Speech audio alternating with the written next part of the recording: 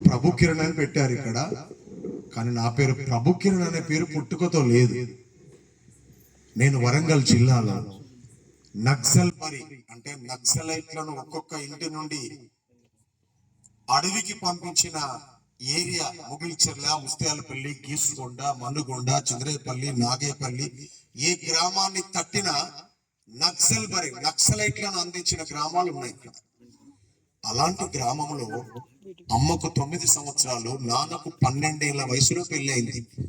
దాదాపుగా పిల్లలు వాళ్ళు 9 ఏళ్ళప్పుడు అమ్మకు పెళ్ళయి, నాన్నకు 12 ఏళ్ళు ఎప్పుడు పెళ్ళైతే వాళ్ళకు 40 ఏళ్ళు వచ్చినా పిల్లలు కాల. అసలు వాళ్ళకి సంసారం ఎట్లా తీయాలో తెలియదు. అలాంటి పరిస్థితిలో అమ్మా నాన్నకు పిల్లలు కానందువల్ల ఆ ఊరు అనాగరికత, ఆ ఊరు అజ్ఞానం, వాళ్ళిద్దరిని రాళ్లతో కొడుతూ, కట్టెలతో కొడుతూ ఊరు బయటికి పంపించేసి, ఎందుకయ్యా మేము ఏం తప్పు చేశామయ్యా అని వాళ్ళు అంటే, మీకు గర్భం లేదు, నీ భార్యకు గర్భం లేనిది మా ఊళ్ళో ఉండొద్దు, పిల్లలు లేనిది గొడ్రాలను మేము చూడొద్దు, మేము కూడా గొడ్రాలం అయిపోతామని చెప్తే వాళ్ళు ఇంకేం తోచేది లేక ఒక ఊరి బయట చెట్టు కింద 6 నెలలు కాపురం చేశారు. ఏ పాములు గరిచినాయో, ఏ తేళ్లు ముట్టినో తెలియదు, ఏం పాపం చేసిందో కూడా తెలియదు. కానీ ఆ 6 నెలలు కట్టిక చీకటిలో దీపం కూడా ముట్టించుకోవడానికి లేదు. అలాంటి స్థితిలో బ్రతికిన అమ్మ నాన్న ఒకరోజు అమ్మ మధ్యరాత్రి లేసి ఎన్నో పూజలు చేసింది, ఎంతమందినో కొలిసింది. సురాన 33 కోట్ల దేవతలను పడుతున్న ఈ భారతదేశంలో ఎంతమంది దేవతలను, దేవతలందరినీ కొలిసింది. చివరికి నడి చెరువులోకి వెళ్ళి 2 చేతులు పైకెత్తి, గంగమ్మ అనే గంగమ్మ తల్లి, చివరిగా నువ్వు కూడా సంతానం ఇస్తావంట కదా అని పద్ధతి పట్టింది. పాములు గరిసినాయి, తేళ్లు గరిసినాయి, కానీ గర్భం రాలేదు. ఒకరోజు ఆమె చనిపోదాం అనుకొని మధ్యరాత్రి లేచి, ఆమెకిగా అన్ని అయిపోయినాయి, జీవితం అంతా వేసాడిపోయి ఈ బతుకుడు అవసరం బాబు, ఇంకా ఈ బతుకు బతికే బదులు ఎందుకు. అప్పటికే అమ్మ నాన్న దొరగారి పాదాల కింద ఆయన చెప్పులు కడుగుతూ, ఆయన చెప్పులను శుభ్రం చేస్తూ, ఆ దొర తల మీద కాలు పెట్టి నడిచేవాడు అన్నట్టు. అంత ఘోరమైన కుటుంబం అది. అమ్మ, మీకు తెలంగాణ భాషలో చెప్పాలంటే బొడ్డగోసి అంటారు. నాన్నకు బట్టలు ఉండేది కాదు, బొడ్డగోసి మాత్రమే. అమ్మ జస్ట్ ఇట్లా చీర ఇట్లా కట్టుకునేంత, మిగతాదంతా ఖాళీని. అలాంటి స్థితిలో ఆ పేదరికంలో బతుకుతున్న వారికి కూడు గుడ్డ లేదు. ఒకరోజు 2 చేతులు పైకెత్తి, దేవుడు అంటాడు ఎవడన్నా ఉంటే నా బాధ చూడయ్యా అన్నది. అంతే, ఏ దేవుని పేరు చెప్పలే. ఒక 2-3 నెలల తర్వాత గర్భం దాల్చింది. 3 నెలల తర్వాత గ్రామస్తులు చూసి, అరే ఈమె గర్భం దాల్చిందిరా బాబు, ఇప్పుడు మన ఊర్లో బతుకొచ్చు అంటే ఊరికి వచ్చేసింది. ఆ ఊర్లో కూడా మీ ఇల్లు ఎంతో విలువగా ఉన్నాయి. ఇప్పుడు చూద్దామంటే కూడా అంత భయంకరమైన ఇల్లు ఎక్కడ లేదు. మా అలాంటి ఇల్లు నా డైరీలో, నా ఆల్బమ్ లో మా ఇల్లు ఎప్పటి నేను చూస్తూ ఉంటాను. అంత పూరి గుడిసె, ఒకటే కర్ర, దానికి 4 వాసాలు వేసి గడ్డి పరకలు వేసుకొని బతికిన కుటుంబం. అయితే అమ్మ గర్భం దాల్చిన తర్వాత మధ్యలో ఒక ఆయన వచ్చి ఒక దేవుడి గురించి పరిచయం చేసి, నీకు ఆ దేవుడే ఇచ్చుంటాడమ్మా, కాబట్టి ఆయన పేరే పెట్టాను అన్నాడు. అనగానే అమ్మ అవునా అయ్యా అన్నది. అని మొదట మా అన్న పుట్టిండు. అన్న పుట్టగానే ఆయనకు శ్రీరామ్ దాస్ అని పేరు పెట్టింది. ఎందుకు పెట్టిందంటే ఒక భక్తుడు కావాలని, వీడు సచ్చినా బతికినా భక్తుని చేయాలనుకొని ఒక పూజారి దగ్గర పడేసింది. ఇలాంటి పల్లెటూరులో ఆ పూజారిది 2 మిద్దెలు అన్నట్టు, అంటే కింద పైన ఇల్లు ఉంటది. ఇప్పటికది సజీవ సాక్ష్యంగా అక్కడ ఉంది. అక్కడ అయ్యా వీడు సచ్చినా మంచిదే బతికినా మంచిదే అని 3 ఏళ్ల వయసులో మా అన్నని ఆ పూజారి దగ్గర పడేస్తే, మా నాన్న అమ్మ ఆశ ఏంటంటే వీని శ్రీరామదాసు లాంటి భక్తుడు కావాలా అని పడేసింది. పడేస్తే ఆడేం చేసిండు, ఇదే ఆశగా చూసుకొని మా ఊళ్ళని కూలికి పోయి వచ్చిన డబ్బులు తీసుకుంటూ, నేను వీడికి అన్ని కీర్తనలు నేర్పిస్తున్నా, భజన నేర్పిస్తున్నా అని ఆ 3 ఏళ్ల చిన్న బాలుని పాదాలు తొక్కుతూ, అంటే నేను తొక్కుతేనే వానికి ఇదంతా అబ్బుతుంది జ్ఞానం అని చేతుల మీద దొక్కుతూ, తల మీద దొక్కుతూ నేర్పించేది. కానీ అన్న ఆ కఠోర శ్రమ తట్టుకోలేక 7 ఏళ్ల వయసు వరకు 4 ఏళ్ళు ఉన్నాడు. నాకు ఇక రాదు, ఈ నేర్పిన అవసరం లేదు అమ్మా అంటే, అప్పుడు ఆ అయ్యగారు ఎడమ కాలుతో తంతే ఆయన ఇలాంటి గేట్ దగ్గర నుండి బయటపడిపోయింది. అన్న మళ్ళీ జీవితంలో వాడు నా దగ్గరకు అడుగు పెట్టొద్దు, తీసుకుపోవాలని చెప్పేసి. అప్పుడు అమ్మ ఏం చేసిందంటే, మా అమ్మమ్మ ఊరు, మా మా ఊరికి 3 కిలోమీటర్ల దూరంలో ఉన్న ఊరికి పంపి అక్కడ చదువుకో బిడ్డ అని పంపింది. మా ఊళ్ళో స్కూల్ లేదు.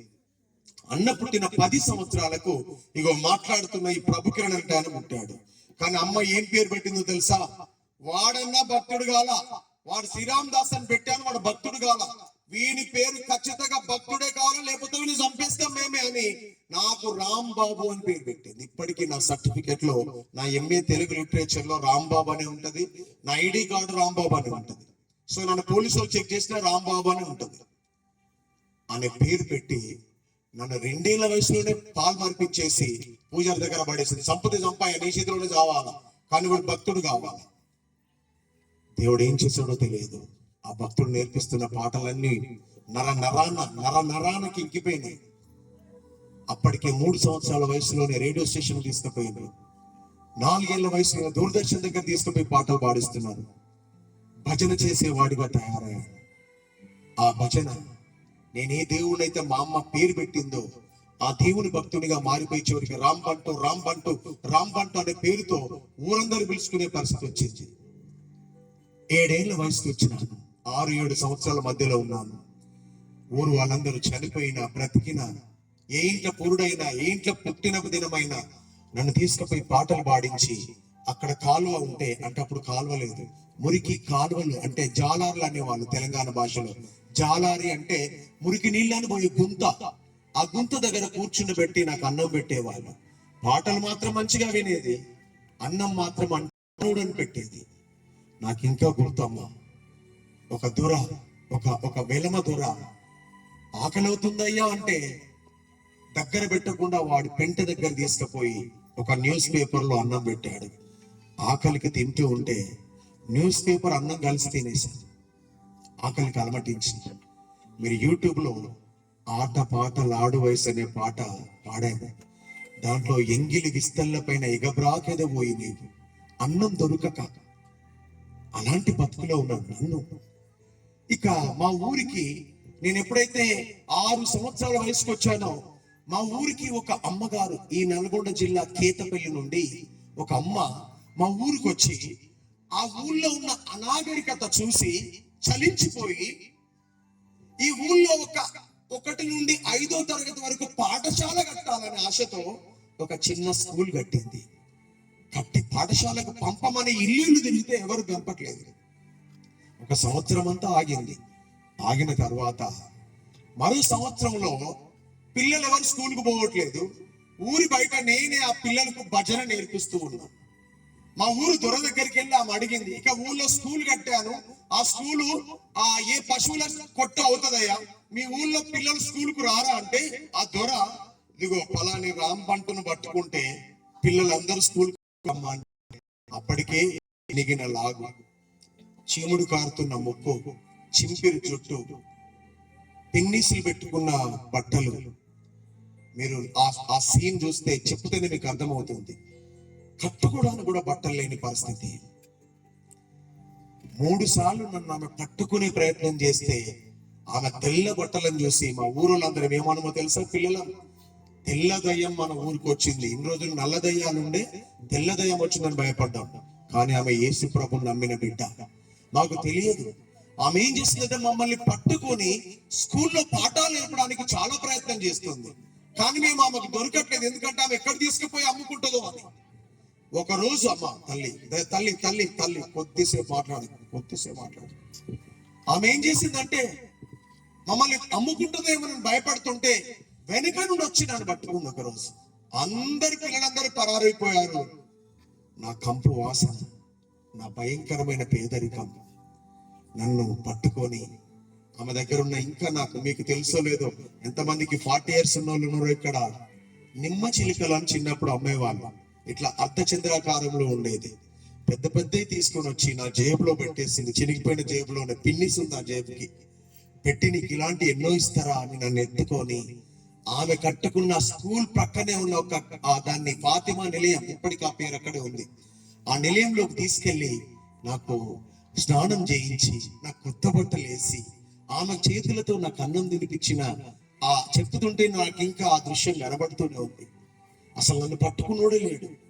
అంత ప్రేమగా దగ్గరికి తీసి నేను ఏడుస్తుంటే నా కన్నీళ్ళని తుడిచి, నేనున్నా బిడ్డ, నీకు మీ అమ్మ నాన్న కూలి బతుకులైతే నేనున్నా, నీకు నేను చదివించుకుంటా, ఇక్కడే ఉండు అని చెప్పి ఆమె ప్రేమ చూస్తే నా జీవితంలో మర్చిపోలే. వచ్చి పిల్లలందరికీ చెప్పాను, ఆ అమ్మ చాలా మంచిదిరా, మనం స్కూల్కి వెళ్దామంటే 250 మంది పిల్లలు నా ద్వారా ఆ స్కూల్లో ఎంటర్ అయ్యారు. ఆ 250 మంది పిల్లలకి ఆమె 1వ తరగతి, 2వ తరగతి, 3వ తరగతి చెప్తూ ఉంది. 3వ తరగతిలో నేనేం చేశానంటే పాఠాలు వినకుండా చేస్తూ పాఠాలు నేర్పుతున్న పిల్లలకి. నన్ను తీసుకుపోయిన అమ్మగారికి కోపం వచ్చి నన్ను బయటకు నెట్టేసింది. ఏదో పేదోడుగు కదా అని దగ్గర తీస్తే, నువ్వు ఆ భజన పాటలు నేర్పించుకుంటా ఇంకా పిల్లలను ఖరాబ్ చేస్తున్నావురా, పాటలే కాదురా పాఠాలు నేర్పాలా, వాళ్ళకి చదువు నేర్పాలా అని కొట్టి నన్ను బయటపడేసింది. ఏడ్చుకుంటూ ఇంటికి వెళ్ళిపోయింది. మా అమ్మతో కూలి పనికి వెళ్ళాను. మా అమ్మ మిరపకాయలు ఏరుతూ ఉంటే ఆమె ఒక సాల్ పడితే నాకు ఒక సాల్ పట్టి ఏరుతూ ఉంటే దంపలు తీసుకుపోయి ఏరుతూ ఉన్నాను. మధ్యాహ్నం పూట నన్ను వెళ్ళగొట్టిన అమ్మగారు మళ్ళీ నన్ను వెతుక్కుంటూ ఆ చేను దగ్గరికి వచ్చి, అమ్మ నీ కొడుకును రాంబాబును పంపమ్మా, రాంబాబును పంపమ్మా. మరి అప్పుడు నువ్వు వెళ్ళగొట్టావంట కదా, వాడు బాగా పాటలు పాడుతున్నాడంటే, పర్వాలేదమ్మా, మళ్ళీ ఎందుకు వచ్చావు వాడి దగ్గరికి అంటే, అమ్మ వాడిని మేము స్కూల్కు బయటికి పంపితే మీ ఊళ్ళో ఉన్న ఏ చిన్న బిడ్డ స్కూల్కు రాలేదమ్మా, కాబట్టి వాడు వస్తేనే పిల్లలు స్కూల్కి వచ్చేటట్టున్నారమ్మా, ఇంకొక 2 ఏళ్ళు భరిస్తామమ్మా, వాడిని 5వ తరగతి వరకే కదా ఇక్కడ, పంపమ్మా అని మళ్ళీ నన్ను తీసుకొని వెళ్ళి ఆ స్కూల్లో జాయిన్ చేసింది. 5వ తరగతి ఫైనల్కి వచ్చేసిన డిసెంబర్ నెలలో ఆమె ఒక పశువుల తొట్టిని కట్టింది. ఆ స్కూల్లో కట్టి, ఒరే మీకు పాటలు నేర్పుతా అంటే అందరూ తిరుగుతూ ఆ చుట్టూ కూడా తిరిగింది. నీకు పాట అంటే నేను అన్నాను, ఈయన మా దేవుడు కాదు, ఈయన తెల్లోళ్ళ దేవుడు, నా దేవుడు వేరే ఉన్నాడు అని అంటే ఆమె అన్నది, బిడ్డా దేవుళ్ళు ఉండరురా, దేవుడు ఉంటాడు. చెప్పలు కొట్టండి మాటకి. దేవుళ్ళు ఉంటారురా, దేవుడు ఉంటాడు అన్నది. అట్లట్లయితదమ్మా నేను అడిగాను, 5వ క్లాస్ ఉన్నా కదా అంటే ఆమె అన్నది, నీకు తండ్రులు ఉంటాడా అన్నది. అనగానే నాకు అర్థమైంది, నాన్న ఒక్కడే ఉంటాడమ్మా అని అన్నా. అంటే ఆమె అన్నది, దేవుడు కూడా ఒక్కడే ఉంటారా, మనుషులు తెలియక ఎంతో మందిని చేసుకుంటున్నారు వాళ్ళు, నువ్వు చేసిన వాడు దేవుడు కాదురా, నిన్ను చేసిన వాడు దేవుడు అన్నది. దేవా, ఇది ఇంకా ఆ చిన్నప్పుడే గుండెలో బాణం కూర్చున్నట్టు కూర్చుని ఆ 2 పదాలు. ఆమె పాట నేర్పింది హిందువుల రాగంలో, క్లాసికల్ సాంగ్ అది. దాని ఆడియో ఆల్బమ్ కూడా చేశాను. ఆ పాటలో 2 చరణాలు ఉన్నాయమ్మా. ఆ 2 చరణాలు ఏం నేర్పిందంటే, నాకు అప్పటికే ఈ పాండిత్యం తెలుసు. ఎలాంటి పాండిత్యమో తెలుసా?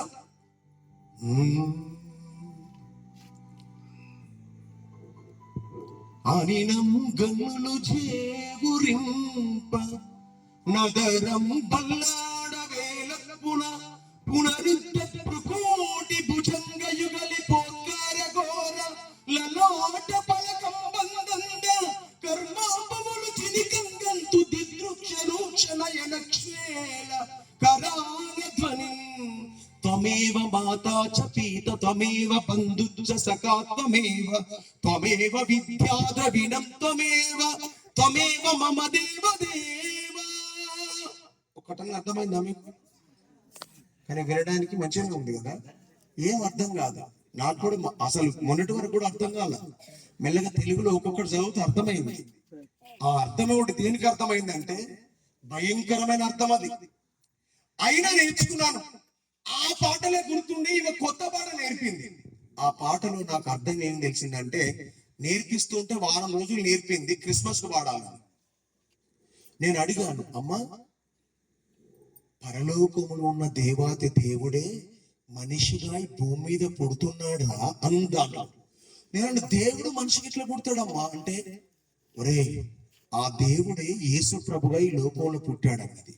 సరే ఓకే, ఆ పుడితే ఏమైందమ్మా అని అడిగాను. చిన్నప్పుడు 5వ తరగతిలో ఆమె ఏముందో తెలుసా? మరణమైపోతున్న మనిషికి జీవము ఇవ్వడానికి పుట్టాడన్నది. అబ్బా, ఏందమ్మా మరణం అయిపోయినట్టు చచ్చిపోతా వాళ్ళకు జీవం ఇస్తాడు ఆయన? అవునరా, అని అంటే నేను అడిగాను. అప్పటికే నాకు తెలిసిన జ్ఞానం ఏంటంటే అప్పటికే మా నాన్నమ్మ చనిపోయింది. మరి మా నాన్నమ్మ చనిపోయింది కదా, ఆమె బతుకుతుందా అని అడిగాను నాకు తెలిసిన భాషలో. ఆమె ఏమన్నదంటే, మీ నాన్నమ్మ యేసుప్రభు అంటే తెలియకుండానే చనిపోయింది కాబట్టి ఇప్పుడు మనం ఆమెను ఏం చేయలేం, దేవుడే ఒకవేళ తెలియక చనిపోయింది కాబట్టి ఆయన లేపొచ్చు. కానీ యేసుప్రభుని ఇప్పుడు చదివిన మాట ఏంటిది అంటే, నా యందు విశ్వాసం ఉంచిన వాడు చనిపోయినను బ్రతుకును, బ్రతికి నా యందు విశ్వాసం ఉంచు ప్రతి వాడు మరెన్నటికి చావడు. ఈ మాటే చెప్పింది. అప్పుడు నాకు ఏమర్థమైందంటే, ఓహో, యేసు ప్రభు నమ్మిన చనిపోతే బతుకుతారు, మనం కాదు. అంటే నేను నమ్మలే కదా, నా కుటుంబం అంతా హైందవ కుటుంబం, మేము అతన్ని మాకు ఇష్టం లేదు అనుకున్నాం. అనుకున్న తర్వాత విచిత్రం ఏమైందో తెలుసా, అప్పటి వరకు నేర్చుకున్న పాటలన్నీ ఆ పాట లోపలికి పోయింది, లోపడి పాటలన్నీ బయటకు వెళ్ళిపోయినాయి. ఒక్కటి గుర్తుకు రావట్లేదు ఆ వయసులో. ఇంకా మా అమ్మకి చెప్పాను, ఆ అమ్మగారు ఏదో మా మీద మంత్రం వేసింది. అమ్మ, ఆమె నేర్పిన పాట ఏదో నోట్లో పాడతాను అనుకుంటే హృదయంలో పోయి కూర్చున్నది. అప్పటికి హృదయంలో ఉన్న ఆ పాటలన్నీ బయటికి పోయినా ఒక్కటి రావట్లేదంటే మా అమ్మ పంచాయతీ పెట్టుకున్నది ఆమెతో, నా కొడుకుకి ఏం మంత్రం వేసినావు, మనకి ఒక్క పాట వస్తలేదు ఇప్పుడు అంటే, లేదమ్మా అట్లా దేవుడు అట్లా పాటలన్నీ ఏం అమ్మ వస్తాయిలే మెల్లగా అన్నది. అప్పటికే 5వ తరగతి అయిపోయింది. ఇక ఆ స్కూల్ కు బాయ్ బాయ్ టాటా చెప్పేసిన. ఆ స్కూల్ ముందు నుండి మా గీసుకొండ మండలం అంటే జడ్పిహెచ్ఎస్ స్కూల్ కి వెళ్తున్నా 6 నుండి 10 వరకు.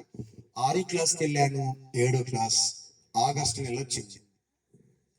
ఎప్పుడు పొద్దున్న లేస్తే అదే పాట రింగు రింగు అని మోగినట్టు, మళ్ళీ ఆ పాట రాగానే బంద్ చేసి నాకు ఇష్టమైన పాటలు పాడేది.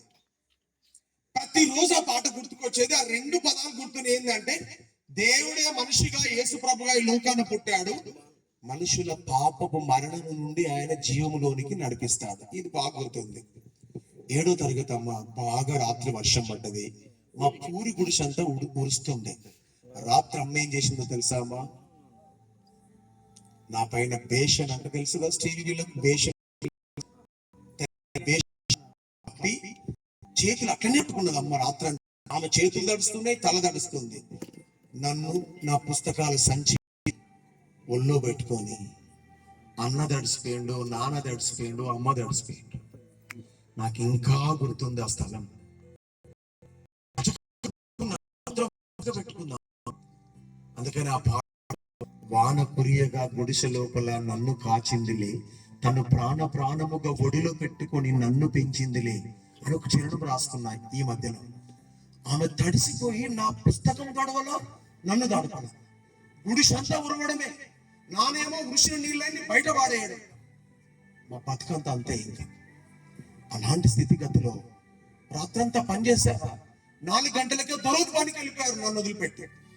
ఆ రోజు ఆదివారం 7వ తరగతిలో ఉన్నాను. బయటికి లేచి ఇట్లనే ఖాళీ స్థలం ఉన్నది, పచ్చి గడ్డి ఉంది, అక్కడ ఒక కుంకుడి చెట్టు ఉంది, కుంకుడికాయ చెట్టు. మా ఊళ్ళో అప్పటికి ఈ సిమెంట్ స్పోల్లు రాలా, కట్టె పోల్ వేసి 3 ఫేస్ వైర్లు గుంజారు ట్రాన్స్ఫారం నుండి. ఆ రాత్రి వర్షాలకి కరెంటు ఫోల్ పడిపోయింది. ఆ కుంకుడి చెట్టు మీద పడి ఆ వైరు, నేను ఇంత హైట్ ఉంటే ఈ హైట్ లో ఉంది, కరెక్ట్ నా ఛాతికి తాకింది. నేను నడుచుకుంటూ పోతుంటే ఇంకా చిమ్మ చీకటిగా ఉంది. ఆ వైరు తీసేద్దామని నేను ఇట్లా టచ్ చేశాను. మీరు చూస్తున్నారు కదా స్పష్టంగా.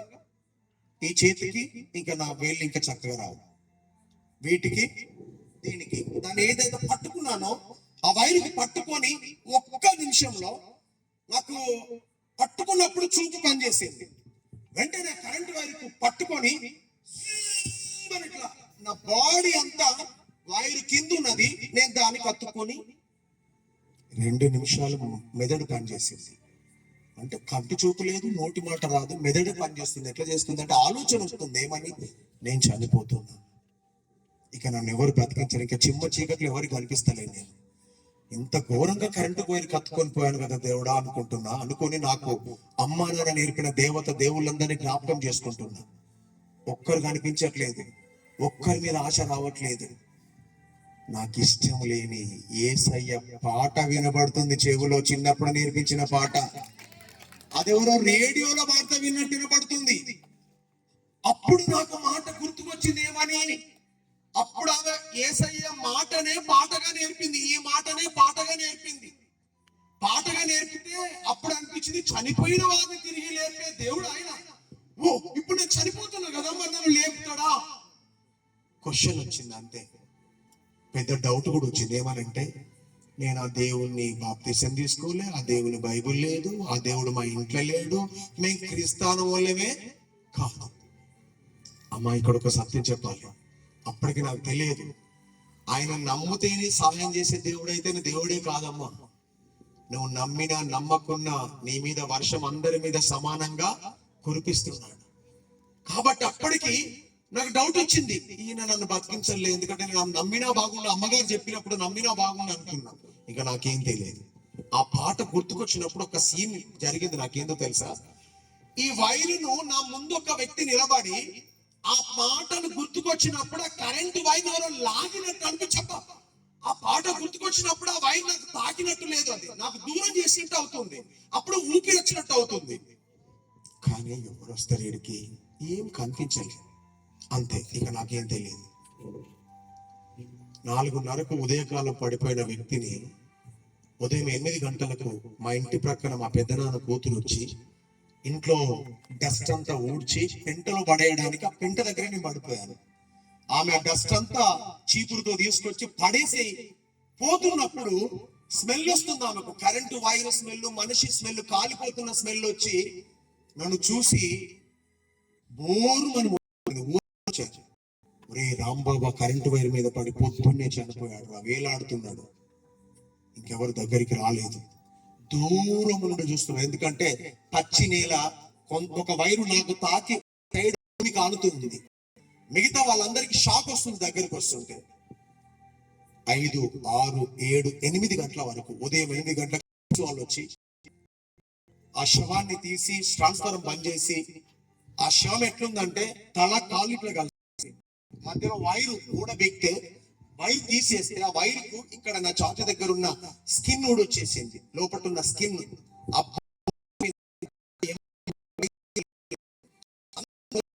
చూస్తా పడిపోయాను, మనిషిని ముట్టి స్కిన్ ఊడొస్తుంది, చర్మం.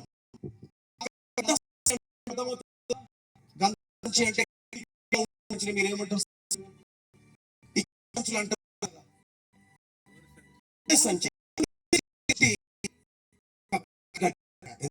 తల కాళ్ళు వచ్చినాయి, కాళ్ళు దానికి చుట్టేసి ఇంటికి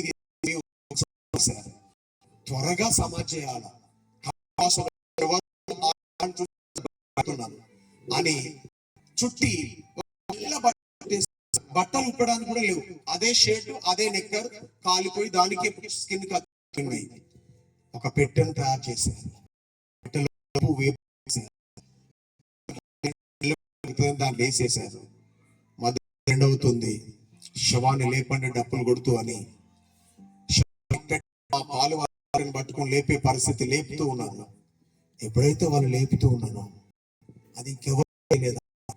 ఇక్కడ మాట్లాడుతున్న అనుభవం ఏంటంటే, నేను ఎప్పుడైతే కరెంటు వైర్ మీద పడిపోయినప్పుడు లింగుమని మారుమోగిన పాట ఉందో, నేను పెట్టెలో నన్ను లేపుతున్నప్పుడు కూడా కంప్లీట్ ఆ పాట నా చెవిలో వినపడుతూ ఉండగానే పెట్టెలోనే కూర్చున్నాను. దేవుడికి మహిమ. ఇది నమ్మసక్యం కాక నన్ను ఎత్తుకున్న వాళ్ళకు కనబడట్లేదు, తప్పులు కొట్టే వాళ్ళు చూసి శవం లేచింది అని అన్నారు. అనేసరికి నన్ను పెట్టెలో పట్టుకున్న వారికి ఎందుకో తెలుసా, లేచిన సంతోషపడాలి కదా, మళ్ళీ దయ్యమై లేచిండు వాడు, మళ్ళా పడతాడు. ఇక మా అమ్మ నాన్న అన్న నా దగ్గర ఉండి, ఏందిరా ఎట్లా లేచావు అంటే, మాట రావట్లేదు, సైగలు చేస్తున్నా. చెప్తున్నా అంటే వాళ్ళ మాటలు కాదు, మాట వినపడుతుంది. ఆ వినపడడం బంద్ అయిందంటే ప్రాణం పోయినట్టు అవుతుంది, ఆ వినపడడం నాకు ప్రాణం ఉన్నట్టు అనిపిస్తుంది. అప్పుడు నాకు అర్థమైంది, అసలు ఆ మాటను అసలే వదిలి మైండ్ లో నేను పట్టుకుంటున్నా అన్నట్టు. అది అర్థం తర్వాత మా నాన్న పితామహులు ఎవరైనా కనపడ్డారా నీకు తిరిగి చెప్తే, నాన్న నాకు ఏది కనపడలేదు నాన్న, యేసయ్య పాట వినపడ్డది అని చెప్పాను. దేవుడికి మహిమ కలుగును గాక. ఆ అప్పుడు మా నాన్న అన్నాడు, ఒరే ఆ దేవుడు మన దేవుడు కాదురా, అదంతా వాడు ఏదో పిచ్చి చేష్టలు చేస్తున్నాడు అని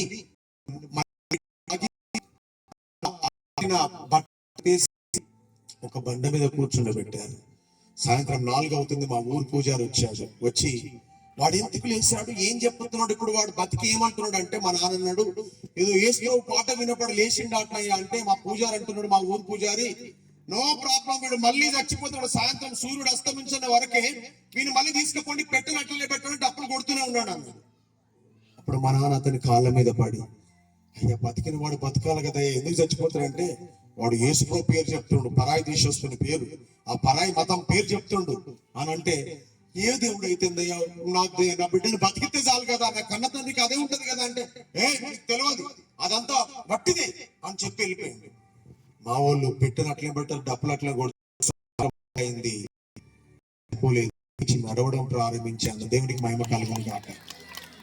ఇక ఊరి పెద్దలందరూ ఆలోచన చేసుకుంటారు, డప్పులు ఆపేశారు, అక్కడ సమాధి తీశారు, మా పొలం దగ్గర సమాధి అయిపోయింది, తీసి పెట్టారు, అక్కడ వాళ్ళు అక్కడే ఉన్నారు, ఇక్కడ వాళ్ళు ఇక్కడే ఉన్నారు, డప్పులు కొడుతూ ఉన్నారు.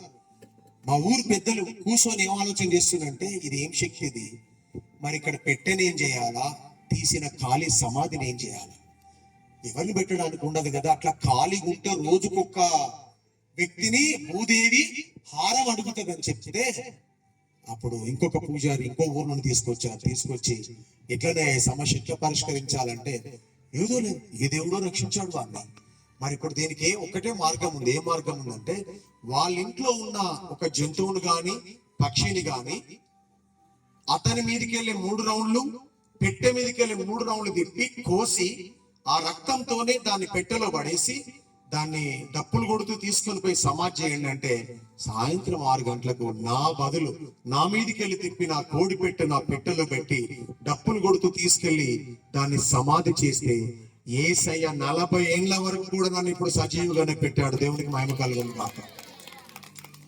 నా బతుకులు యేసు ప్రభు బతికించాడు. కానీ 7వ తరగతిలో జరిగిన సంఘటన ఒక 2-3 రోజులు గుర్తుంచుకున్న, అందరికీ తెలుసు యేసయ్య లేపాడని, కానీ అక్కడ యేసు ప్రభు నమ్మిన వాళ్ళు ఎవరు లేకపోయినందువల్ల నా చెట్టు ఎండిపోయింది.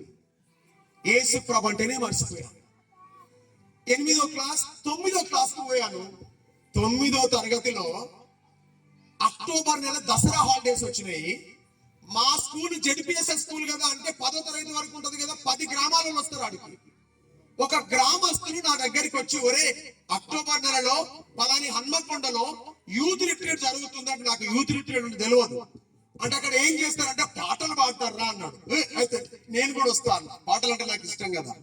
నువ్వు వచ్చుడు కాదు, మేము ఒక పాట ప్రాక్టీస్ చేస్తున్నాం, నువ్వు కూడా వాడు, మనకు ప్రైజ్ వస్తే మనం విన్ అవుతాం అన్నాను. అప్పుడు వాళ్ళతో 3 రోజులు పాట నేర్చుకున్నా. హన్మకొండ పట్టణం వరంగల్లో ఉంటది.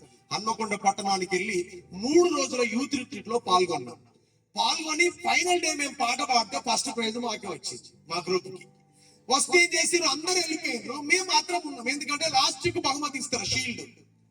ఆ షీల్డ్ తీసుకొని కూర్చుంటే ఒక పాస్టర్ గారు, రెవరెండ్ సామ్యుయల్ దేవవరం గారు, రీసెంట్ గా చనిపోయాడు. ఆయన ఒక doctor, at the same time pastor.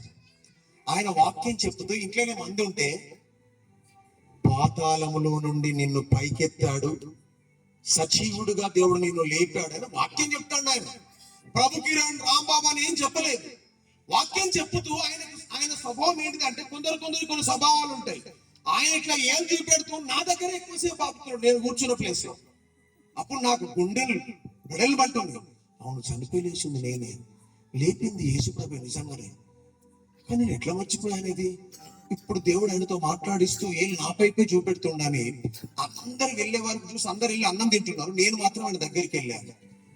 Sir, నా గురించేనా సార్ యేసుప్రభు మీ ద్వారా మాట్లాడుతున్నాడు అంటే, నువ్వెవరు అన్నాడు. సార్, మనది పలాని గ్రామం సార్, నేను చచ్చిపోయి లేచాను సార్ అని ఇట్లా తలపైకి ఎత్తి చెప్తున్నాను. చచ్చిపోయి లేచినావు, అయితే ఏంది, ఏదో జరిగేది ఏం లేదంటున్నాను. ఏం సార్, ఊరే ఆశ్చర్యపోయింది సార్, చుట్టుపక్కల గ్రామాలను చూడడానికి వచ్చాను సార్, చచ్చిపోతే యేసుప్రభు బతికించాడు సార్ అన్నాడు. చచ్చిపోతే యేసుప్రభు బతికిస్తే వచ్చే లాభం ఏంద్రా, అసలు సాగు ముందున్నది అంటున్నాడు. సార్, శరీరం బతికింది సార్, పెట్టెలో పెట్టాల్సిన నన్ను దేవుడు పైకి లేపాడు సార్ అంటే, అవును, మహాట 100 ఏళ్ళు బతుకుతావు, తర్వాత నేను చనిపోవాల్సిందే కదా. అప్పుడు శరీరంతో లేచాను, ఇప్పుడు శరీరం ఆత్మ రెండు చచ్చిపోతే నరకం పోతావు అన్నాడు.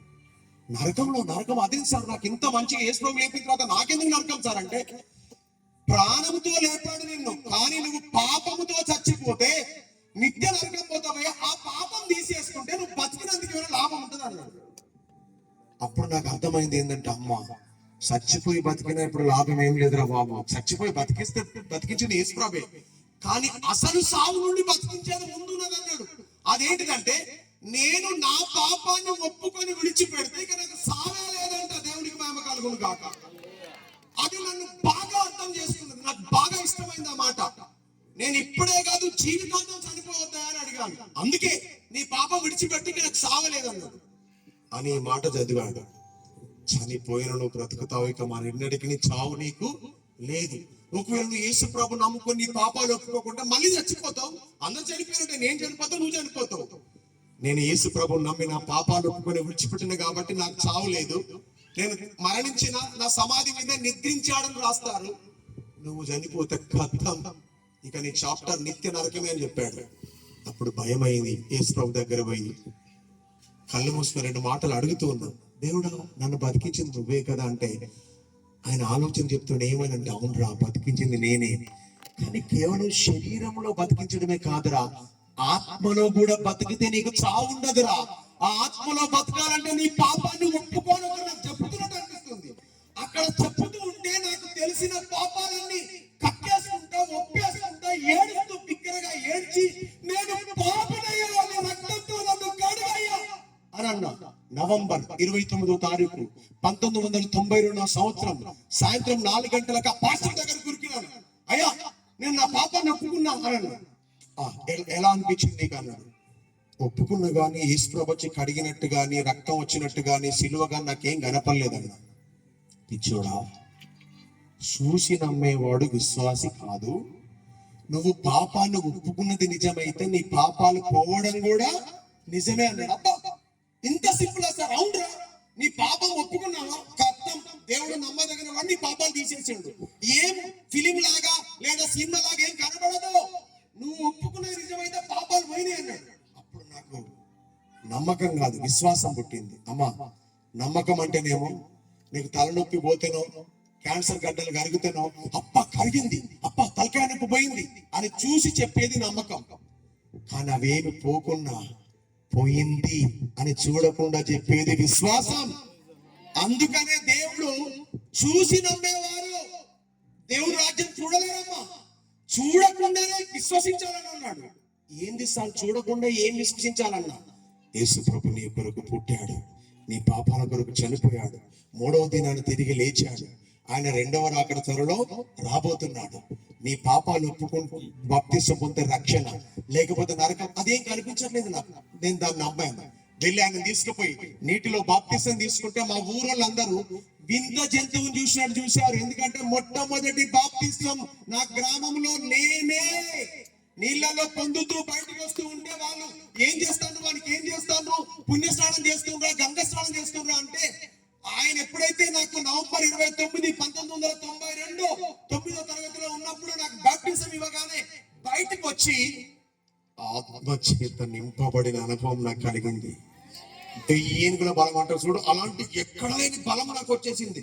బక్కోడిని కర్రగా ఎక్కడో గాలి కొట్టుకుపోయేటట్టు ఉన్నోనికి ఎంత శక్తి వచ్చిందంటే, ఈ ప్రపంచం అంతా ఒక సైడ్ ఉన్నా నాతోని యేసు ప్రభు బాబు అన్న శక్తి పుట్టింది నాకు. అప్పుడు మా అమ్మ నాన్న కూడా ఊరోళ్ళందరూ అంటారు, మీ ఊరిని ఊళ్ళకి రానియద్దు, వాడు ఏదో వింత మతం తీసుకున్నాడు, దేంట్లో దిగిండు, మతంలో దిగిండు అంటే మా అమ్మ మా నాన్న కూడా, ఒరే నువ్వు అయిపోయినవరా, నువ్వు ఇక శాపం అయిపోయినవరా అని మా దగ్గరికి రావట్లేదు. అప్పుడు మా అమ్మతో నేను చెప్పాను, అమ్మా నేను ఏ మతంలో దిగలేదమ్మా, యేసయ్య పరలోకం నుండి నాలో దిగాడు. నేను ఏ మతాన్ని మార్చుకోలేదు, కులాన్ని మార్చుకోలేదమ్మా, నా పాపం ఒప్పుకున్నానమ్మా, నాకు రక్షణ దొరికిందని అంటే మా అమ్మ అన్నది, రక్షణ అంటే ఏంటిదిరా అన్నది.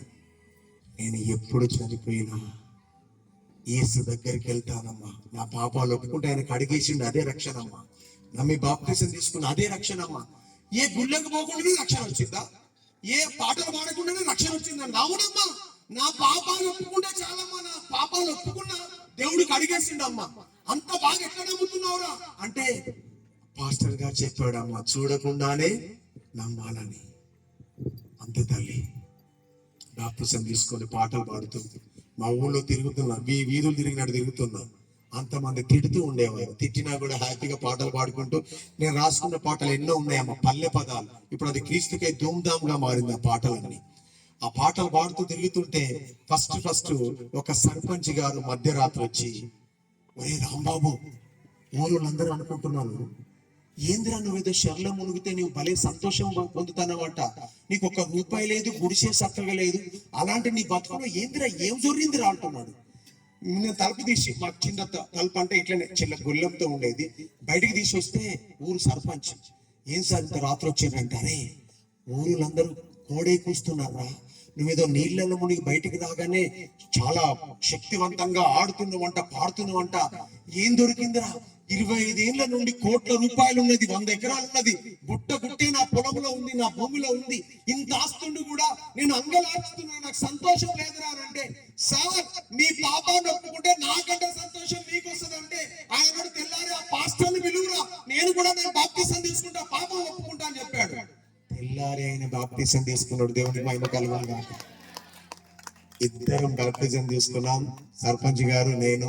పాటలు పాడుతూ ప్రార్థన చేస్తూ ఉంటే ఒక్కొక్కరు ఆ పాటలకి ఇష్టపడి కూర్చునేటోళ్ళు. మతం క్రీస్తు అంటే రాకపోయేది, పాటల కొరకు కూర్చొని వాళ్ళు పాటలు నేర్చుకొని, ప్రథమంగా మేమిద్దరం, తర్వాత 10 మంది రక్షణలోకి వస్తే, మా ఊళ్ళో ఏ పాస్టర్ లేడు, నేను పాస్టర్ను కాదు, కానీ వెలిగిన దీపాన్ని అంటే రక్షణ దీపం నాకు వెలిగింది కాబట్టి, ఆ చీకటి బతుకులకు వెలుగు చూపెడుతూ నేనే బాప్తిసం ఇచ్చాను. దేవునికి మహిమ కలుగును గాక. ఏ పాస్టర్ లేడు. 12 మందిని ఇప్పుడు 12 సంఘాలలో శిష్యులుగా వాళ్ళు పరిచయం చేస్తున్నారు. ఎవరు కూడా వెనక్కి పోలేదు. 12 మంది అట్లనే సేవలో ఉన్నారు. నాకంటే పెద్దవాళ్ళు. నిన్ననే స్టీఫెన్ వచ్చాడు, అక్కడికి ప్రభుచరణ్ అన్న ఒక అన్న వచ్చాడు మా ఊరు నుండి. నేను హైదరాబాద్ లో ఎక్కడైతే సేవ జరుగుతున్నా అక్కడికి బెంగళూరు నుండి పరిగెత్తుకొని వచ్చాడు. అదే చెప్పాడు, నాకంటే చిన్నోడు, నన్ను లక్ష్యంలోకి నడిపించి నన్ను దేవుని కొరకు వెలిగించిన వ్యక్తి అని చెప్పాడు. అట్లా 12 మందిని తయారు చేసి, సైకిల్ లేదు, ఏం లేదు, పాటలు పాడుకుంటూ ఊళ్ళో పుండి పోతున్నాం, పొలాలకు అట్లెంబడి పోతున్నాం. అప్పటికే నక్సలైట్లు మా కుటుంబాల నుండి బయటికి వెళ్ళిన వాళ్ళు కాబట్టి, మరి ఇదే పాటలు ఉద్యమంలో పాడరా, ఈ పాటలు ఉద్యమంలో పాడు, లేకపోతే చంపేస్తామన్నారు. వాళ్ళు పేద ప్రజల కొరకు పాడుతున్న పాటలలో నేను కూడా కొన్ని ఈ దండోరా పాటలు, జానపద, నేను జన్మభూమి పాటలు రాసి పాడితే రాష్ట్ర ప్రభుత్వాలు రాష్ట్రపతి చేత 2 అవార్డులు ఇచ్చారు. దేవునికి మహిమ కలుగును గాక. ఇలా ఎదుగుతూ అనేక ప్రాంతాలు తిరుగుతుంటే ఒక 2 సైకిళ్ళు, డొక్కు సైకిళ్ళు మాకొకరు తీసుకొచ్చారే, బాబు మీరేం నడిచిపోతారా, ఈ సైకిల్ మీద ముందు చెప్పాడు. ఆ సైకిల్ మీద 12 గ్రామాలు కవర్ చేస్తున్నాం. అందరేమో చర్చీలు ఉండి మైకులు పెట్టి ఎక్కడెక్కడో సిటీలో సేవ చేస్తుంటే, ఆ పల్లెటూరులో మేము తిరుగుతుంటే పిల్లలు, ఎవరస్తులు వచ్చి మాతో డాన్సులు వేస్తూ, పాటలు పాడుతూ, గంతులు వేస్తున్నారు. అది చూసిన తర్వాత ఇంకొక పెద్ద ఆయన, వరంగల్లో ఉంటాడు, ఆయన వచ్చి, ఇంతమంది 1000 మందిని చుట్టూ తిరుగుతున్నారు, మీరు ఎట్లా పోతున్నారు అంటే, సైకిల్ మీద పోతున్నాం సార్ అంటే, ఒరే వాళ్ళు సైకిల్ మీద పోని, నువ్వు బాగా పరిగెత్తాలని ఒక చిన్న ఎక్సెల్ సూపర్ లూనా నాకు ఉన్నాడు ఒక ఆయన. అప్పటికే 18,000 దానికి ఆ టైంలో, 25 ఏళ్ల క్రితం.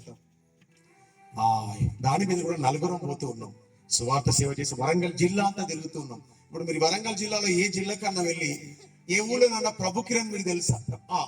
ప్రభు కిరణ్ అనే పేరు కూడా రాంబాబు అని బాప్టిజం పొందినప్పుడు సార్ మాట్లాడుతుంటే, బాబు నీకేమన్నా పేరు పెట్టనా అంటుండే ఆయన, పాస్టర్ గారు. సార్ నా పేరు నేను పెట్టుకుంటా సార్. అప్పుడు నేను అన్నాను, యేసు ఎవరు సార్ అంటే, ఆయన యేసు ప్రభు అన్నాడు. సార్ యేసు అనే పేరు కాదు, కానీ ఆ కొన ఉన్న పదం ప్రభు కదా సార్, ఆ ప్రభు వెలుగుగా నేను ఉండాలంటే ఏ పదం బాగుంటుంది సార్ అంటే కిరణ్ అన్నాడు ఆయన. నేను ప్రభు అంటే ఆయన కిరణ్ అన్నాడు. అప్పటి నుండి ప్రభు కిరణ్ అని పేరు పెట్టుకున్నాం. అమ్మ తల్లి, ఆ రోజు నుండి వెలుగు ఆగలేదు తల్లి. ఎంత మందిలో వెలుగుతూనే ఉంది వెలుగు. మరణ పంచుల వరకు పోయి తుపాకీ ఇక్కడ పెట్టాడు ఒక ఎస్ఐ. ఒరే నువ్వు గ్రామాలు తిరిగి అందరినీ కూడా నువ్వు దేవుళ్ళలోకి నడిపిస్తున్నావు, మతం మారుస్తున్నావా, అందరు మాకు పిటిషన్ ఇస్తున్నారు, చంపేస్తాను. నీకు ధైర్యం ఉంటే ట్రిగ్గర్ నొక్కు అని చెప్పాను. ఎస్ఐ ట్రిగ్గర్ నొక్కట్లేదు, ఆపేస్తున్నాడు. నొక్కండి సార్. ఒరే ఎందుకు నీకు ఇంత ధైర్యం అని అడిగాడు. సార్ ఆల్రెడీ చచ్చిపోయినాడు సార్, నేను చచ్చిపోయినోడికి బ్రతికించిన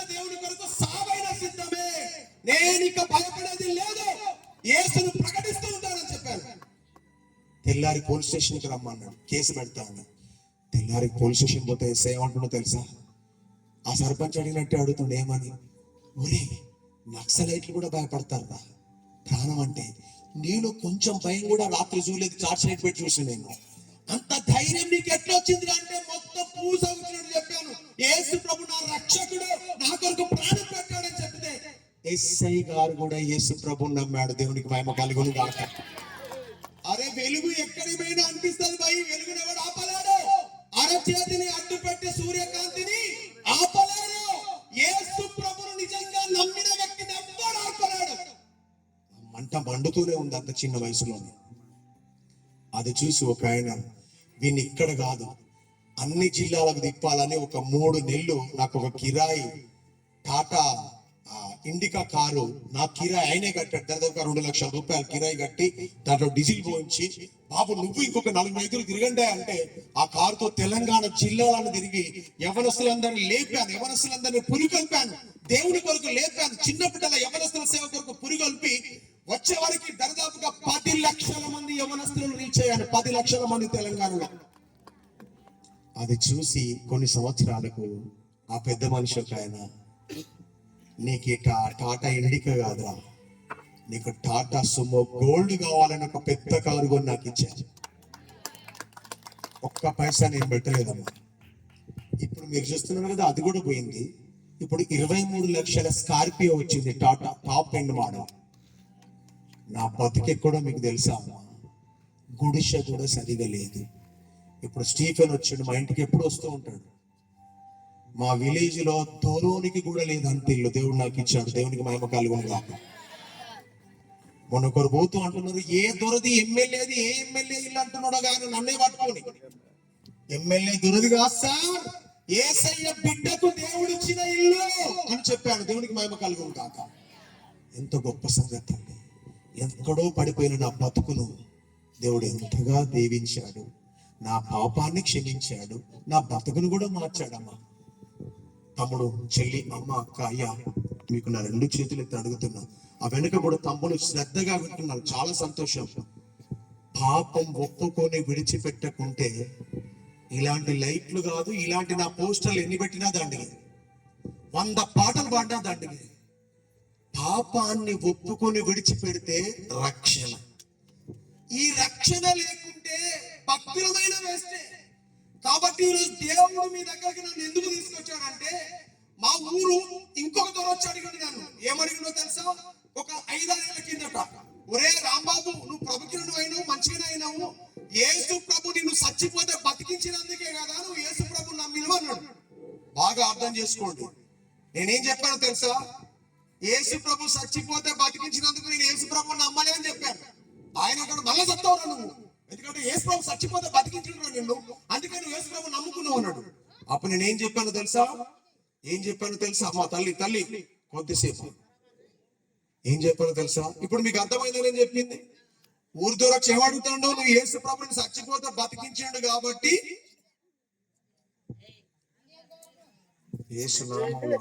యేసు ప్రభుని చిన్నప్పుడే చచ్చిపోతే కరెంట్ షాక్ కొడితే బతికించిండురా, మేము సాక్షులం, అందుకే నమ్ముకున్నావు కదా అన్నాను. నేనేమన్నా తెలుసా? నేను అందుకు నమ్మలే అన్నా. ఇది నిజమా అబద్ధం? ఎవరని చెప్పండి. యేసు ప్రభు చచ్చిపోతే బతికించినందుకు నేను నమ్మలే అంటున్నా. వాస్తవం నేను నమ్మలే. మరి మీకు తెలుసా, నా పాపాన్ని నా నుండి దూరం చేసి రక్షణ ఇచ్చిందందుకు నమ్మాను నేను. మీరు కూడా రోగాలు పోతే యేసు ప్రభు నమ్మితే వేస్తే, చచ్చిపోయి బతికితేనే యేసు ప్రభు నమ్మలేదు. అది సరైన నమ్మకం కాదు. చూసి నమ్మినట్టయితే అది. పాపం తీసేసే దేవుడు అని నమ్మినందుకు నాకు రక్షణ ఉంది. ఇంతవరకు ఎన్ని కథలు, జైల్లో కూడా బట్టలు ఇడిసి బట్టలు ఇప్పేసి కొట్టారు, అయినా నా రక్షణ పోలే. ఎందుకు? నేను మంచి జరిగితే నమ్మినది కాదు కదా, నా పాపం తీసేసినందుకు నమ్మాను. నా పాపమే పోయినాక నా ప్రాణం పోయినా మంచిదే, డౌట్ లేదు. పాపం ఉంచుకొని కరోనా పోతే లాభం, పాపం ఉంచుకొని ఆస్తి పెరిగితే లాభం, పాపం ఉంచుకొని రోగం బాగుపడితే లాభం, పాపం ఉంచుకొని 10 లక్షలు లక్కీ లాటరీ వెళ్తే లాభం. ఏమీ లేకుండా మంచిది, పాపం పోతే చాలు. ఈ రోజే తల్లి పాపం ఎంత ఈజీగా పోతుందో మీకు అర్థమైంది కదా. నా పాపాన్ని నేను ఒప్పుకొని విడిచిపెట్టాను. దేవుడు నా నోటితో ఎప్పుడైతే ఒప్పుకున్నానో తన రక్తంతో నాకు తెలియకుండానే దాన్ని తుడిచేశాడు. ఆమె అనుమాన పడకుండా నీ పాపాన్ని ఒప్పుకోగలిగితే రక్షణ నీదే. రక్షించబడిన వాళ్ళు ఏం చేస్తారో తెలుసా అమ్మా? చాలా మంది రక్షించబడతారు, గుడికి పోయి ఇంటికి వస్తారు. అది రక్షణ కాదు. నిజంగా రక్షించబడితే నేను ఏం చేశాను? ఒక సర్పంచిని వెలిగించాను, ఆ ఇద్దరం కలిసి ఇంకో 10 మందిని వెలిగించాము. ఇప్పుడు 352 మంది మనుగొండ గ్రామంలో రక్షింపబడి వెలిగించబడ్డారు. దేవునికి మహిమ కలుగును గాక. నిజంగా రక్షించబడ్డాడు గుడికి పోయి బైబిల్ పట్టుకొని ఊగులాడుతూ 2 పాటలు పాడి ఏదో చిన్న కానుక గుళ్ళేసి మళ్ళీ ఇంటికి వచ్చేటోడు రక్షణ పొందినోడు కాదు, భక్తుడాడు. ఏదో భజన చేయడానికి పోతున్నాడు. నిజంగా రక్షించబడితే ఈ ఆదివారం ఇంకొకరిని ఎవరు తీసుకెళ్లాలా? ఎవరికి సువార్త తెలియదు, ఏ అమ్మ తాగుతుంది, ఏ తిడుతున్నాడో వాళ్ళ దగ్గరికి వెళ్ళి వాళ్ళకి యేసయ్య గురించి చెప్పి వాళ్ళని బతిమలాడి బామాలి దేవుని దగ్గరికి తీసుకొస్తున్నావు చూడు, అది నీ రక్షణ. చాలా సార్లు ఇది చేయకుండా ఏం చేస్తామంటే, ఎవడైనా నెటాన పోని ఎవడైనా తాగని సావని మాకు సంబంధం లేదు, మేము మాత్రం ఆదివారం అట్లా గుడికి పోయి అట్లా కనపడి ఇంటికి వస్తామంటే ఎవరు చెప్పారమ్మా? దేవుడు నిన్ను రక్షించింది నీ కొరకే కాదు, నీ ద్వారా ఈ నారాయణ గూడెం మొత్తం రక్షణలోకి రావాలని నిన్ను పిలిచాడు. ఈ రోజు దేవుడు నిన్ను ఇక్కడ కూర్చుండబట్టి ఎందుకో తెలుసా తల్లి? ఏదో 2 మాటలు విని నీకు మంచి జరిగితే ప్రభుకు స్తుతులు చెల్లి పొమ్మని కాదు. వెలిగించి వారికైతే తెలియదో, ఎవరైతే దేవుని దగ్గరికి రావట్లేదో వారికి నీ వెలుగునంటే. చాలా మంది వెలుగునంటే పాటలు అంటిస్తారు, చాలా మంది వెలుగునంటే మతం అంటిస్తారు, చాలా మంది వెలుగునంటే ఏదేదో సూది కబులు చెప్తారు. వెలుగంటే ఏంటమ్మా? నిజమైన వెలుగంటో తెలుసా? రక్షణ. నీ పాపాలు ఒప్పుకుంటే యేసు ప్రభు ఉచితంగా ఇచ్చేది ఏంటిది? రక్షణ. రక్షింపబడ్డ వాళ్ళ పేర్లు మాత్రమే పరలోకంలో జీవ గ్రంథంలో ఉంటాయి. అందరి ఉండయి. గుడికి పోయిన వాళ్ళు పోతున్నాం కదా, మేము కూడా గుడికి పోతున్నాం, మా పేర్లు ఉంటాయి అంటే ఉండయి. రక్షింపబడాలంటే పాపాన్ని ఒప్పుకొని విడిచిపెట్టి ఇక పాపం చేయకుండా దేవుని కొరకు ప్రాణం పైన పాపం చేయ. ఎందుకంటే ప్రభు నా కొరకు రక్తం కాచిన పాపాన్ని కలిగిన దేవునికి నేను ఎలా పాపం చేస్తా అని జీవితాన్ని కాపాడుకుంటూ ఉంటున్నారే వాళ్ళే రక్షింపబడ్డవారు. రక్షణ లేకపోతే నిత్య నరకం, మంటలుగా వెళ్తాం. మేము 5 బైబిల్ పట్టుకొని పోయిన సార్ కొడుకంటే ఎవరు రక్షిస్తారు? నేను రక్షింపబడాలి. కానుకలు బాగా ఇచ్చినాం సార్ అంటే రక్షణ రాదు. మేము దేవుని కొరకు మస్తు పని చేస్తాం సార్, చెయ్యాలా, కానుకలు ఇవ్వాలా, కానీ రక్షణ మాత్రం ముందు పొందాలి. అమ్మ తల్లి, తమ్ముడు, ఈ ఊరుకు దేవుడు మళ్ళా ప్రభు కిరణ్ వస్తాడో మీకు మీటింగ్ పెడతారో నాకు తెలియదు. ఇక్కడ ఎవరినైతే నిలబెట్టాడో వాళ్ళందరినీ తమ్ముడు వంశీ పిలవలేదు, తమ్ముడు ఇంకెవరూ పిలవలేదు. యేసు ప్రభే నేను ఇక్కడ కూర్చుండబెట్టాడు. దేవునికి మహిమ కలుగును గాక. ఇది సత్యం. నా బిడ్డ కరే నేను నిలబెట్టి చెప్పించేది నా బిడ్డలందరికీ అర్థం కావాలా. అందుకే నేను హైదరాబాద్ నుండి తీసుకొని వచ్చాను. సత్యం చెప్పు అని దేవుడు చెప్పాడు. అందుకే మీకు అర్థమయ్యేటట్టు నేను చెప్పగలుగుతున్నాను. నా జీవితంలో నేను చేసింది ఏం లేదు తల్లి, దేవుడే అంతా చేశాడు. నేనేం చేసినా తక్కువే, అది చేసిన లెక్క కూడా కాదు. అందుకనే ప్రభువే నా కొరకు ప్రాణం పెట్టాడు, ప్రభువే నా పాపాలు కడిగాడు, ప్రభువే నన్ను ఇంకా వెలిగిస్తున్నాడు, ప్రభువే నా ప్రాణాన్ని కాపాడుతున్నాడు, ప్రభువే నాకు ముందు నడుస్తున్నాడు, ప్రభువే యుద్ధం చేస్తున్నాడు, ప్రభువే నన్ను పడిపోకుండా కాపాడుతున్నాడు. తల్లి ఒకసారి ఆలోచన చేయండి. ఎవరికైనా ఇంకా నిజరక్షణ లేకుంటే, నిజరక్షణ అంటే ఏదో అందరు పోయి గుళ్ళ దొరుకుతారు కదా మేము కూడా పోతామని పోయిన వాళ్ళు ఎవరన్నా ఉంటే, ఒక నిజరక్షణ పొందిన ఉంటే వాళ్ళని ఎవరు ఆపలేరు, వాళ్ళు వెలుగుతూనే ఉంటారు. ఈ రోజే దేవా, అప్పుడు నాకు సత్యం తెలియలే, అప్పుడు ఏదో రోగం పోతే నమ్మాను, కానీ ఇప్పుడు పాపం పోవడానికి నమ్ముతున్నాను నువ్వు చెప్పగలిగితే నీ పాపం పటాపంచలైపోవును గాక. నీ రోగం కొరకు ప్రభువు నమ్మడం కాదు, పాపం పోవడానికి ప్రభువు నమ్మండి. అందుకనే ఈ రోజు ఈ క్రిస్మస్ పండుగలో మన దేవుడి పేరు, దేవుడు ఏం పేరు పెట్టాడు చెప్పండి? ఆయన పేరు ఏం పేరు? వామ్మో, ఏం పేరు? చూడు, ఇద్దరు చెప్పింది. ఆయన పేరు ఏం పేరు? గట్టిగా చెప్పండి. అది యేసయ్య అంటే అర్థం ఏంటో తెలుసా తల్లి? తన ప్రజలను వారి పాపముల నుండి విడిపించే రక్షకుడు. అక్కడ అది లేదు, ఏం లేదు. తన ప్రజల రోగాల నుండి విడిపించడం లేదు. విడిపిస్తాడు, బతికిస్తాడు. కానీ ఆయన పుట్టింది ఎందుకంటే పాపాన్ని తీసేయడానికి. పాపముతో పరలోకం చేరలేదు. పాపాన్ని విడిచిపెట్టే జీవం ఇప్పుడు ఇచ్చాడు, బతికిచ్చాడు. ప్రాణం ఉన్నప్పుడే ప్రభువు నమ్ముకోగలిగితే, పాపాన్ని విడిచిపెట్టగలిగితే ఇక నీకు డోకలేదు. ఇప్పుడు నేను సిద్ధంగా ఉన్నా. దేవుడు ఎప్పుడు నన్ను తీసుకపోయినా, ఏది జరిగినా నాకేం డోకలేదు. ఎందుకు? నేను రక్షణ పొందాను.